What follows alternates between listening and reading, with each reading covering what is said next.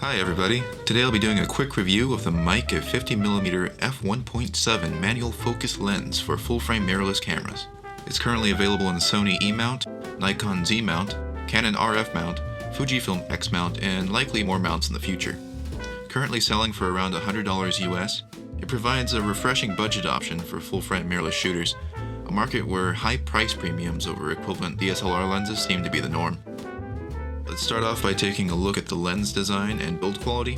Overall, it's a very compact lens, a little bit smaller than your typical autofocus nifty 50 that this lens competes with. It weighs in at about 310 grams, or roughly 10 ounces, so it's noticeably dense, which isn't a bad thing. I like that it seems to be made entirely of metal and glass. There's a nice looking red ring around the barrel, although I don't think you'll be fooling anyone into believing this is a Canon L lens. Looking at the aperture ring, it has some light resistance to it, and it's clickless, so it turns smoothly throughout the range. Video shooters will like this because it allows for smoother exposure adjustments, but still shooters might be troubled by the inability to feel exactly how much they're adjusting it. Speaking of which, the f-stop changes very quickly between f8 and f22. So if you're a landscape photographer or generally use smaller apertures, you might find precise iris adjustments more difficult. The focus ring has a nice grip and it turns smoothly with a decent amount of dampening. The lens barrel does extend a bit when focusing, but most budget 50mm lenses do that anyway, so it's sort of par for the course. This lens accepts standard 52mm diameter front filter threads, and it's a size where there are plenty of budget filter options, so that's all good in the hood. The lens hood is a standard pedal-type bayonet mount. I do wish it was made of metal to match the lens body, however it feels generally well made of good quality plastic, and it snaps securely into place without any play. Looking at the back of the lens, the rear element is surprisingly deep in the barrel. Not far enough for me to think this is a modified DSLR design, but enough to speculate about the optical formula. Perhaps they'll make a Leica M mount version sometime in the future, since it looks like they can accommodate its larger flange distance. That would be nice. Not that it makes any difference to me. Can't afford or justify buying a Leica M camera. Maybe someday. I don't need a second kidney, right? Hold on, let me just check how much bone marrow sells for. Oh, we're still recording? Alright then, moving on. I must admit that I was expecting mediocre image quality, but this lens pleasantly surprised me, enough to make me want to make a video review about it.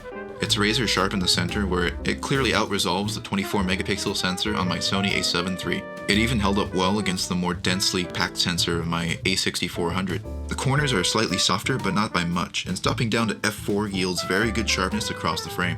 Color fringing along the focus plane is very well controlled, although some moderate longitudinal chromatic aberrations are present in the defocused areas. Not a deal breaker though. The bokeh is decent. It's not the smoothest I've seen, but it renders nicely, and the focus transition is pleasant enough. This lens does exhibit some acceptably mild barrel distortion, and there's a noticeable amount of vignetting wide open, but you can stop down to around f4 to make it go away.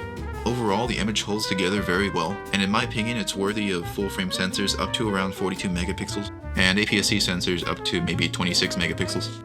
I really like the rendering of this lens. It provides a little bit of the feel of sharp vintage lenses, and I wouldn't be surprised if the optical formula was based upon an old Zeiss, Leica, or Minolta design. So essentially this Meike lens offers a way to get the image character of sharp vintage glass, but without the associated risks like haze, fungus, dust, lubrication, and mechanical problems. It's not a bad proposition in my opinion, especially considering that the good vintage lenses are gradually getting rarer and more expensive. Cheap 50mm f1.8-ish lenses have been known as budget options for camera systems since the days of 35mm film photography, and that trend has continued into the DSLR age with the plastic nifty 50 lenses from Nikon, Canon, and even third-party manufacturers. So it might be tempting to pick up one of those and adapt them to your mirrorless camera, and while that is definitely an option, I've been a bit underwhelmed by the manufacturing or age-related defects in vintage lenses, as well as the lackluster sharpness and build quality of the cheap DSLR 50s. Also, if you're like me and enjoy having the ability to strip down into a very compact system, you might start to see a lens adapter as wasted space. Granted, autofocus is practically a necessity if you require speed or are shooting for pay, although in that case I would definitely suggest skipping this entirely and saving up for the very nice premium Z, E, X, L, or RF mount native options from their respective manufacturers. So the bottom line is, if you're a full-frame mirrorless photographer on a tight budget, or you want to avoid bulky adapters, or maybe you like the character of vintage lenses, then this is definitely a great value option. And I think it's a great casual walk-around lens that's starting to find a home on my camera whenever I don't have anything super critical to shoot. Alright, so that wraps up my initial thoughts on this Meike 50mm lens. If you made it this far, thanks for watching. Take a look at my Instagram page and maybe give me a follow. Let me know if you have any questions about anything not covered in this video. And if you enjoyed watching or found this helpful, please like, comment, and subscribe. I'll be putting out more camera and lens reviews in the near future, as well as some tutorials and travel videos, so let me know if there's anything in particular you want to see. I'd greatly appreciate some feedback, and it would help me get this channel started with some quality content. Thanks again, and I'll see you in the next video.